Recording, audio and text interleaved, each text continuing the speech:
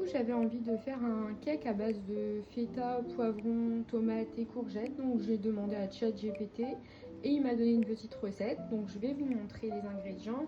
Il fallait 150 g de feta, mais il me restait plus que 100 g. Donc, j'ai rajouté 50 g de mozza. Je me dis que feta, mozza, ça s'accorde bien ensemble.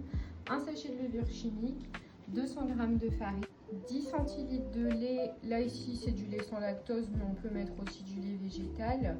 Au niveau de la recette, ça me paraissait beaucoup. Il disait qu'il fallait mettre autant de lait que d'huile de lait. Mais là, j'ai préparé juste pour faire cuire après, je vais vous expliquer. Là, j'ai rajouté du citron. Je me dis que ça peut être pas mal au niveau du goût.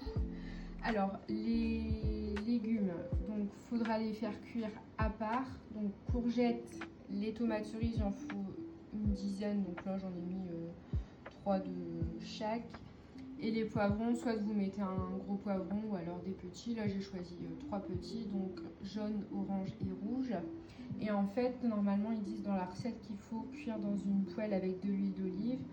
Mais là, du coup, je vais le faire au air fryer. Je vais vous montrer, hein, je vais tout mettre les légumes. Donc, je vais les couper, hein, bien sûr. Donc là, c'est une courgette, une petite courgette que j'avais épluchée, coupée et congelée.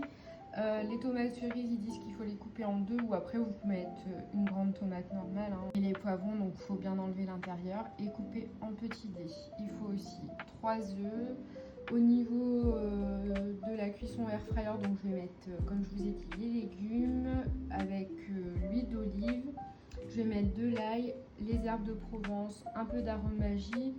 Et dans la recette, en plus, ils disent qu'on peut mettre des pignons de pain et aussi des olives. Mais bon, moi je suis pas olive, donc je ne vais pas en mettre. De toute façon, je vous montrerai le rendu. Donc là, je vais enfourner en mode air fryer à 180, je pense 5 minutes. Je verrai ce que ça donne. Voilà ce que ça donne. Ça sent super bon. Et en attendant que ça cuise dans le air fryer, j'ai mélangé tous les ingrédients. C'est pas des grumeaux dans la pâte, hein. Je vous vois déjà venir.